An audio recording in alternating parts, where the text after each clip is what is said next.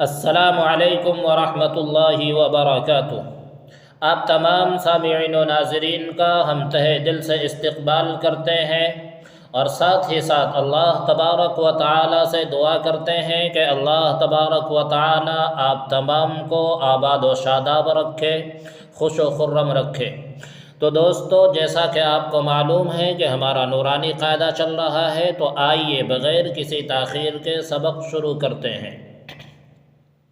آج ہمارا سبق ہے یا مدہ۔ اعوذ باللہ من الشیطان الرجیم، بسم اللہ الرحمن الرحیم۔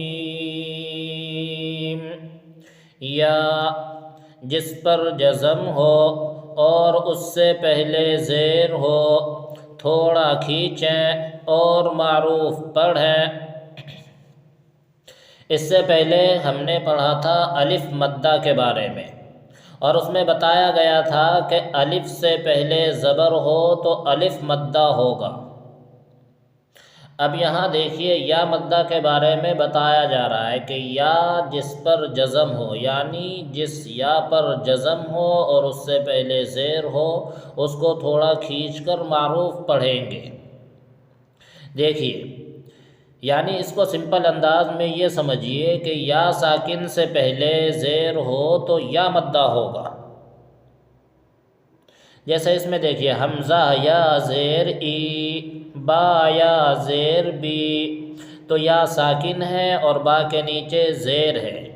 اسی طرح حمزہ یا زیر ای میں یا ساکن ہے اور حمزہ کے نیچے زیر ہے۔ تو اسی طرح جہاں بھی یا ساکن ہو اور اس سے پہلے زیر ہو تو یا مدہ ہوگا، یعنی اس کو بھی تھوڑا کھینچ کر پڑھیں گے۔ جیسے حمزہ یا زیر ای، با یا زیر بی۔ تو دوبارہ دیکھیے، یا جس پر جزم ہو اور اس سے پہلے زیر ہو، تھوڑا کھینچیں اور معروف پڑھیں۔ جیسے حمزہ یا زیر ای، با یا زیر بی، تا یا زیر تی، ثا یا زیر سی، جیم یا زیر جی، حا یا زیر حی، خا یا زیر خی، دال یا زیر دی، ذال یا زیر ذی، را یا زیر ری، زا یا زیر زی، سین یا زیر سی، شین یا زیر شی، صاد یا زیر صی، ضاد یا زیر ضی، طا یا زیر طی، ضا یا زیر ضی،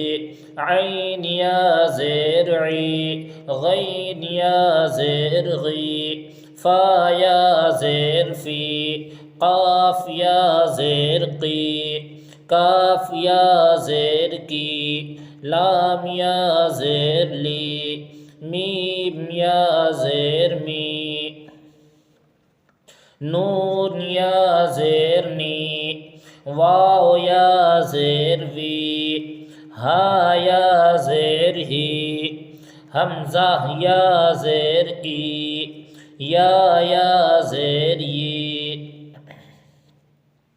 مشق، یعنی یہ جو ہم نے الگ الگ پڑھا ہے، اس کو جب ملائیں گے تو کیسے پڑھیں گے وہ یہاں سے بتا رہے ہیں۔ دیکھیے، دینی، دال یا زیر دی، نون یا زیر نی، دینی، فیہ، فا یا زیر فی، ہا زیر ہی، فیہ، ارینی، حمزہ زبر آ، را زیر ری، اری، نون یا زیر نی، ارینی، کتابی، کاف زیر کی، تا الف زبر تا، کتا، با یا زیر بی، کتابی،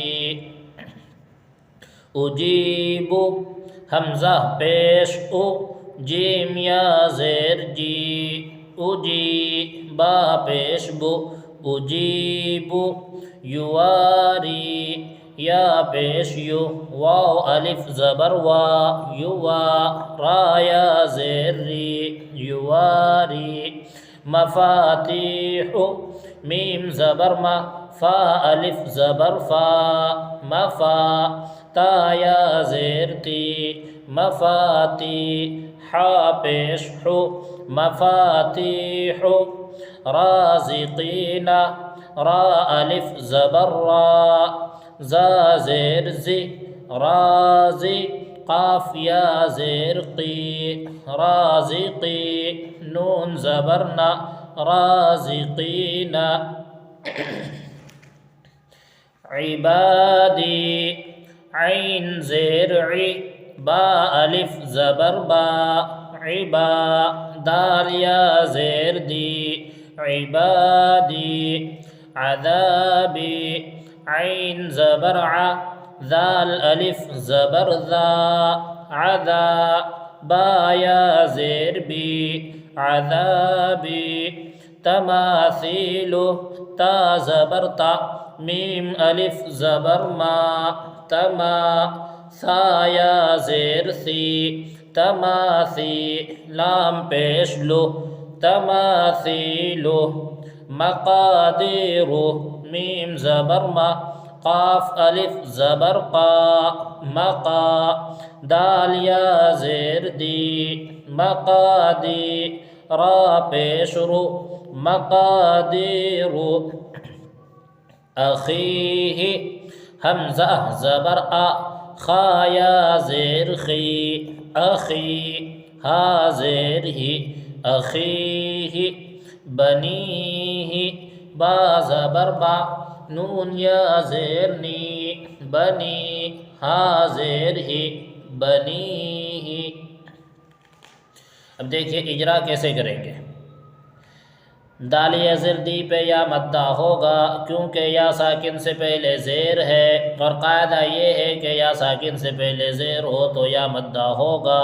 نون یا زیر نی پہ بھی یا مدہ ہوگا کیونکہ یا ساکن سے پہلے زیر ہے، اور قاعدہ یہ ہے کہ یا ساکن سے پہلے زیر ہو تو یا مدہ ہوگا۔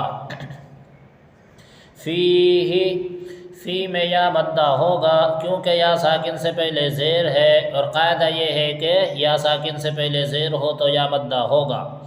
ہا زیر ہی، ہا کے نیچے زیر کی حرکت ہے، زیر کو جلدی پڑھیں، تھوڑا بھی نہ کھینچیں۔ ارینی، کتابی، ان تمام جملوں میں اجرا اسی طرح کریں گے۔ حمزہ کو جلدی پڑھیں گے، را کو بھی جلدی پڑھیں گے۔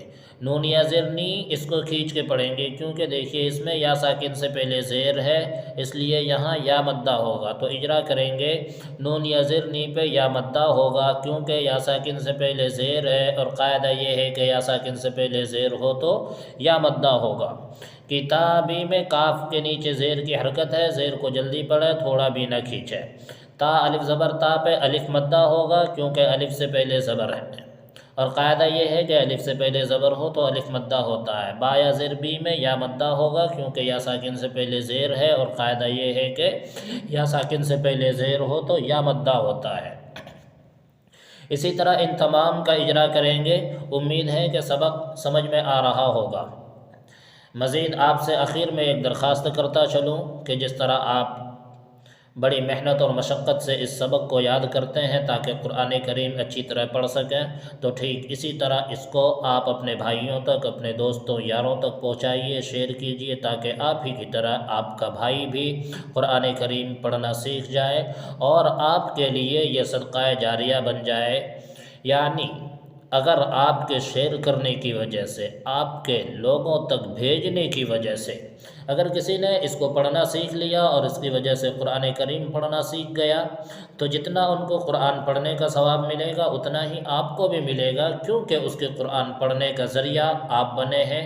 تو بس اجازت دیجیے ہمیں اسی بات کے ساتھ، پھر ملتے ہیں انشاءاللہ اگلی ویڈیو کے ساتھ۔ السلام علیکم ورحمۃ اللہ وبرکاتہ۔